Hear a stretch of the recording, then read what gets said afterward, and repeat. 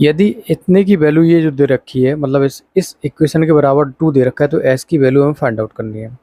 ऐसे क्वेश्चन आपने आरआरबी में काफ़ी ज़्यादा देखे होंगे और ये क्वेश्चन आते हैं। ठीक है, तो सबसे पहले मैं इसको सॉल्व करूंगा। इसकी वैल्यू कितनी हो जाएगी, 3 चौको 12, 13/4। इसकी जो वैल्यू है 13/4 आ चुकी है। अब मैं इसको सॉल्व करूंगा तो क्या लिखूंगा, 1 प्लस, इसको रिवर्स कर दो, जो हमने निकाला है उसको रिवर्स कर दो, तो ये हो जाएगा 4/13। अगर इसको हम सॉल्व करेंगे तो कितना आ जाएगा भाई, 17/13। ये 17/13 आ जाएगा। ठीक है, अब फर्दर हम ये बचेगा हमारे पास, तो क्या करेंगे, x प्लस, फिर इसको पलट दो तो क्या हो जाएगा, 13/17 बराबर कितना है, 2 दे रखा है। तो ये हो जाएगा 17x प्लस के 13 बराबर 34। अगर इसको इस वजह से घटा देंगे 17x, तो कितना बचेगा भाई, ये बचेगा 1 और ये बचेगा 2। x की वैल्यू आ जाएगी 21/17। ठीक है, तो डी यहाँ पर क्या होगा, करेक्ट होगा। आप अगर इस वाले तरीके से इस क्वेश्चन को सॉल्व करोगे तो आपका ये क्वेश्चन रॉन्ग नहीं होगा। ठीक है, चलिए नेक्स्ट क्वेश्चन करते हैं। अब इसमें हम बोर्ड मास लगाएंगे, तो बोर्ड मास में आप जानते हो कि बोर्ड मास में क्या होता है, सबसे पहले हम ब्रैकेट को सॉल्व करते हैं। तो ब्रैकेट में भी कौन सा, सबसे छोटा ब्रैकेट। तो अगर इसकी वैल्यू हम फाइंड आउट करें, ये छोटा ब्रैकेट दे रखा है, तो ये कितना हो जाएगा 5, और यहाँ पर बचेगा -1, तो 5 -1 हो जाएगा, क्योंकि ये माइनस का 3 दे रखा है, प्लस का 2 दे रखा है।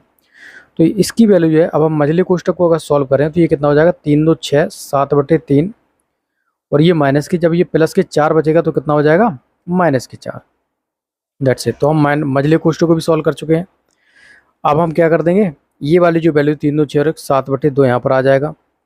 अगर इसको हम फर्दर अगर सॉल्व करें तो पूरे में अगर हम एलसीएम ले लेते हैं, कितना 6 आ जाएगा, ये 14 हो जाएगा, ये कितना हो जाएगा 24, और ये हो जाएगा 7 21। अगर इसको हम सॉल्व करते हैं तो कितना हो जाएगा भाई, इसमें से ये जाएगा तो -3 बचेगा, तो 14 -3 डिवाइड 6, ये कितना बचेगा 11/6। That's it. तो option D will be the correct for this question. चलिए नेक्स्ट क्वेश्चन करते हैं। तो इसमें भी हम बोर्ड मास लगाएंगे। तो बोर्ड मास में क्या होता है, सबसे पहले हम किसको सॉल्व करते हैं, ब्रैकेट को भी कहा सबसे छोटा ब्रैकेट। तो सबसे छोटा ब्रैकेट ये रखा है। अगर इसको हम सॉल्व करें तो यहाँ क्या बचेगा 5। तो अब मझले कोष्टक में आ जाते हैं, तो 8 माइनस के क्या हो जाएगा, ये हो जाएगा 5। तो ये कितना बचेगा मझले कोष्टक में। अब बड़े कोष्टक को अगर लेके चलें तो यहाँ पर इसका भाग कर देंगे तो क्या बचेगा 2 मल्टीप्लाई, इसमें कितना बचेगा, 8 में से 5 जाएगा, 3 बचेगा, 3 का यहाँ मल्टीप्लाई करा देंगे। ठीक है, अब ये यहाँ पर दे रखा 18 माइनस, अगर फर्दर इसको सॉल्व करें तो 18 माइनस के 6 हो जाएगा, जो भी बचेगा कितना 12। तो सी होगा जो करेक्ट होगा इस ऑप्शन का, सी आंसर होगा इसका करेक्ट इस वाले क्वेश्चन का। चलिए नेक्स्ट क्वेश्चन करते हैं। अब ये इतना बड़ा क्वेश्चन दे रखा है, अब इसमें भी हमें बोर्ड मास लगा के यूज़ करना है। तो बोर्ड मास से हमारा कितना क्वेश्चन अजीब हो जाएगा। तो सबसे पहले हम क्या करेंगे, सबसे छोटे कोष्टक को सॉल्व करेंगे। मझले कोष्टक में इसको लिख लेते हैं। देखो अगर हम जब भाग का गुणा करा देते हैं तो संख्या क्या पलट जाती है। तो यहाँ क्या हो जाएगी, ये संख्या नीचे वाली ऊपर पहुँच जाएगी, तो ये हो जाएगा 25/7।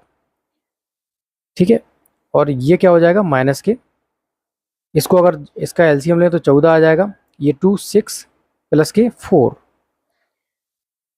ठीक है, मझले कोष्टक में लिख दो। अगर इसको सॉल्व करें 25, ये कितना हो जाएगा 5/7, और ये कितना हो जाएगा 10/7 का मतलब हो गया, 10/7 का मतलब हो गया 10/14 का मतलब हो गया 5/7। तो ये वैल्यू तो यहाँ से क्या आ गई, 0 आ गई। तो इसकी वैल्यू तो क्या आ गई, 0 मिल गई। तो अब हमें सॉल्व करना है इस वाले पोर्शन को।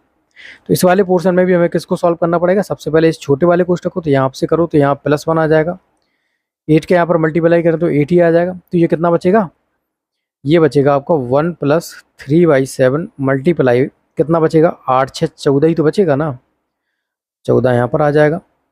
फर्दर इसको हम सॉल्व करें, 7 दूनी 14, 3 दूनी 6 और 1 7, तो इसका जो आंसर होगा वो 7 आ जाएगा।